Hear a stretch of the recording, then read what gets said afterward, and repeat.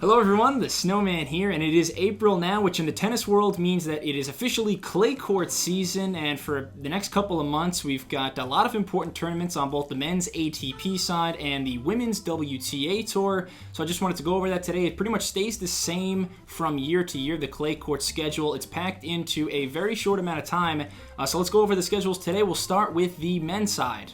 So on the ATP Tour, there are 5 main clay court tournaments throughout the clay court season, and there's nothing right now. This is the first week of April, so most of the players are recovering, typically from a hectic March where you have 2 Masters 1000 tournaments on hard courts, Indian Wells followed by Miami. So a lot of the players are just training right now, doing whatever they need to prep themselves for a busy clay schedule. The second week of April then is typically you have 2 small kind of tune-up tournaments, both 250 level events, one in Houston, Texas, another in Marrakesh, Morocco. And then mid-April, we get the first big clay event of the season. That is the Monte Carlo Masters, a Masters 1000 event. So one of just 9 Masters 1000 tournaments throughout the scheduled year. That's in Monte Carlo. Right after Monte Carlo then is a 500 level event that most of the top players play. It's in Barcelona. So that's the first kind of back-to-back 2 tournaments that most of the top guys play. Then you have typically first week of May, another slow week recovery. There is a 250 level tournament in Munich, also a 250 level tournament in Portugal. And then in the middle of May, we have a huge 2-week stretch. This is kind of the defining moment of the clay court schedule now every year. 2 more Masters 1000 events. First one in Madrid and the second one in Rome. Those are huge, huge, huge. Rafael Nadal wins them most of the time, but most of the guys, they love those events. So Madrid and Rome, huge points, huge prize money on the line in those 2 Masters 1000s. And then in late May, you've got one more slow week right after Rome.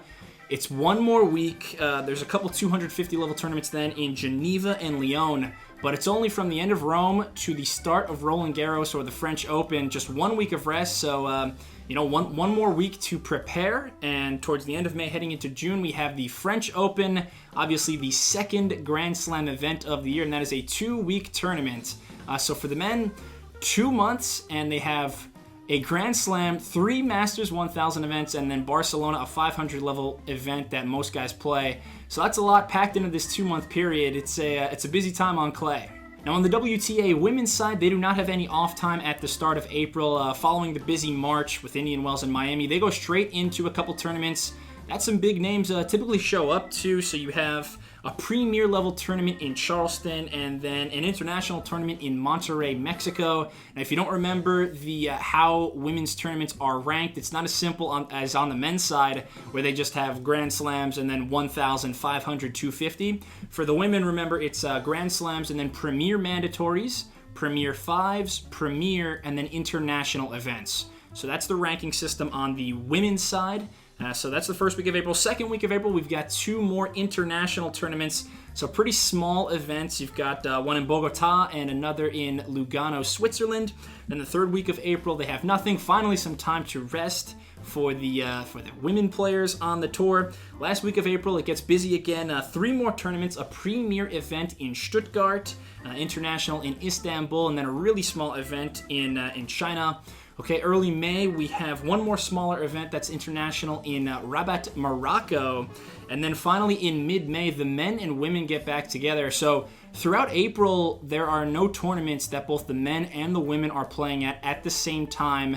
But in mid-May, the women, just like the men, they play at Madrid and they play at Rome. And for the women, Madrid is first. It's a premier mandatory level, so very high level event. And then Rome right up there as well. That's a premier 5. So just like the men have Masters 1000, Madrid and Rome, those are huge tournaments for the women as well. So all the top players in Madrid, in Rome, and then most of the best players will take the next week off. You do have a couple of international events. Again, small, think on the men's side, 250 level events, but for the women, they're called international events.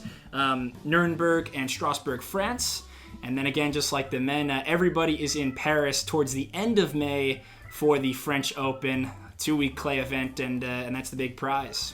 So I know that's a lot to take in, especially if you aren't familiar with how the clay court schedule works, but just to simplify it, remember, We're looking at 3 main events for both the men and the women. In May, you have Madrid, then Rome, and then the French Open. And for the men, just know that Monte Carlo is a huge event as well, along with Barcelona. But really, Madrid, Rome, and the French Open, those are where the prize money's at. That's where the rankings points are. So hopefully it's a good clay court season. And yeah, thank you so much for watching this video. If you enjoyed it, please subscribe to the Snowman Sports Media. Give me a thumbs up. Leave a comment if you have any questions about the clay court schedule or really any events, tournaments, scheduling, what ifs at all. I'd love to talk. And yeah, thank you so much. See you soon. Cheers.